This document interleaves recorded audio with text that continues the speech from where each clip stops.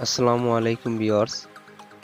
তো এটা হলো একটি 1200 ভিএ 1000 ওয়াটের আইপিএস। ট্রান্সফরমারটা 1200 ভিএর তৈরি করা, আর এটা দিয়ে 1000 ওয়াট বের হয়। এটা দেখতে পাচ্ছেন 3 রিলে বোর্ডের সার্কিট দিয়ে কাজ করা আছে।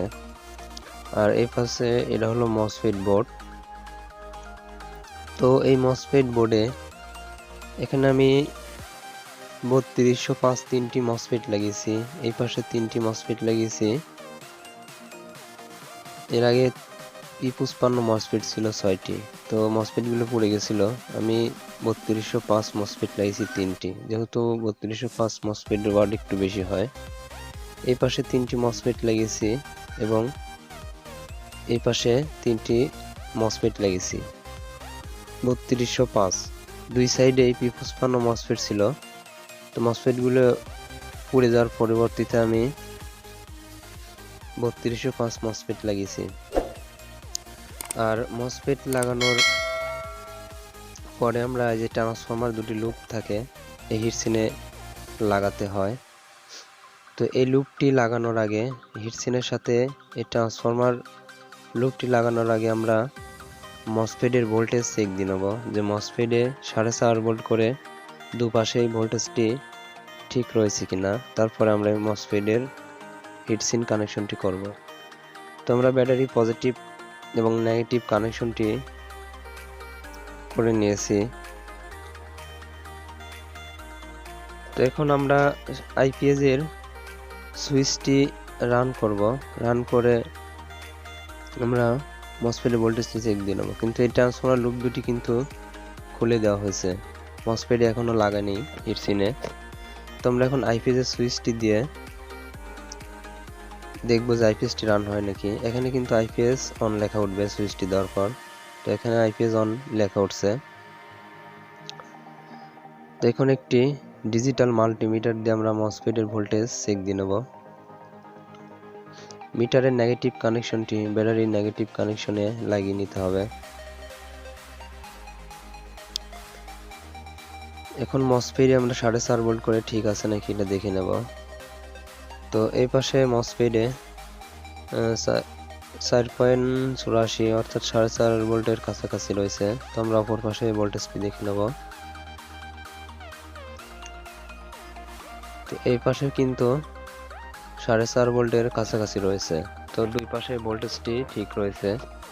মসফেট লাগানোর পরে কিন্তু এই ভোল্টেজটি চেক দিয়ে নিতে হবে, তারপর ট্রান্সফরমার লুপটি লাগাতে হবে যে দুই পাশে ভোল্টেজটি ঠিক রয়েছে।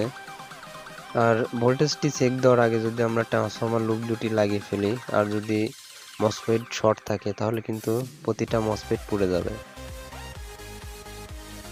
তো ট্রান্সফরমার লুপ দুটি লাগানোর আগে ভোল্টেজটি অবশ্যই চেক দিয়ে নিতে হবে, তাহলে আমাদের মসফেট পুরার সম্ভাবনা থাকে না। তোমরা এখন এই লুপ দুটি হিটসিনের সাথে লাগাবো, খুব সুন্দর করে লাগিয়ে নিতে হবে টাইট দিয়ে। এই লুপ দুটি আমরা হিটসিনের সাথে খুব সুন্দর করে টাইট দিয়ে লাগাবো। তো ব্যাটারি থেকে আমরা কানেকশন দুটি খুলে নেব।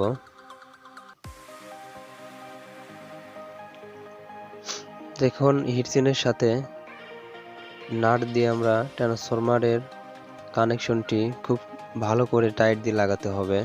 ঢিল থাকলে কিন্তু মসফেটে একটু লোড পড়ার কারণে মসফেট ফাটার সম্ভাবনা থাকে।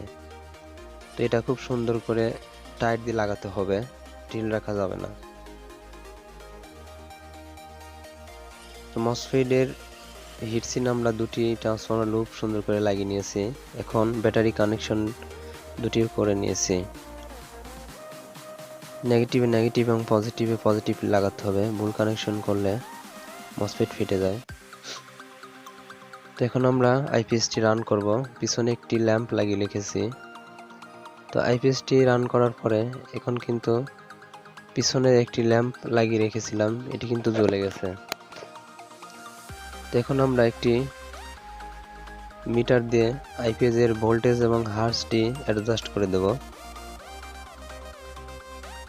আমরা ডিসি ভোল্ট থেকে এসি ভোল্টে ফেলাবো মিটারে। তো আউটপুট সকেটে নেগেটিভ এবং পজিটিভ প্রুফটি লাগিয়ে নিয়েছি। এখন আইপিএসটি রান করব। আইপিএসটি রান করেছি, এখন দেখাচ্ছে আউটপুট ভোল্টেজ 265 ভোল্টেজ। এখানে 265 এবং 64 এরকম ভোল্টেজ দেখাচ্ছে। তো আমরা আউটপুট ভোল্টেজটি কমিয়ে দেবো, কারণ এত ভোল্টেজ রাখলে আউটপুটে যদি কোনো বল টল থাকে এগুলো কেটে যাওয়ার সম্ভাবনা থাকে। তো 3 রিলে বোর্ডের সার্কিটে এটি হলো আউটপুট ভেরিয়েবল, মোট 4টি ভেরিয়েবল থাকে। তো 355 আইসির গড়ে যে ভেরিয়েবলটি থাকে এটা হলো চার্জিং ভেরিয়েবল, আর এটা হলো ওভারলোড ভেরিয়েবল, এবং এই লাস্টেরটি হলো এটা হলো হার্জের ভেরিয়েবল এবং এটি আউটপুট ভোল্টেজের ভেরিয়েবল। তোমরা আইপিএসটি রান করে মিটারটি আইপিএস এর আউটপুট সকেটে লাগিয়ে নিয়েছি। তো এখন আমরা আইপিএসটি রান করে ভোল্টেজটি অ্যাডজাস্ট করে নেব, আউটপুট ভোল্টেজটি।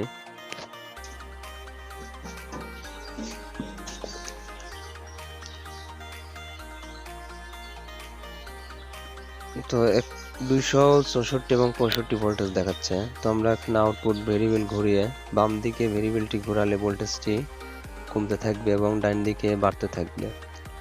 এখানে 240 ভোল্টেজ আউটপুট ভোল্টেজ করে দেবো, যাতে কোনো লোডের কোনো ল্যাম্প বা কোনো কিছুতে ভোল্টেজ বেশি না ঢুকে যায়। তো ভোল্টেজটি 240-এ রেখে দিয়েছি। এখন হার্সটা আমরা ঘোরায় ঠিক করে নেব। তো এখানে হার্স দেখাচ্ছে 49 হার্স, তো আমরা এখানে 50 হার্স করে দেব। তো হার্জের ভেরিয়েবলটি ডাইন দিকে ঘোরালে বাড়বে, তো আমরা 50 হার্জে রেখে দেব।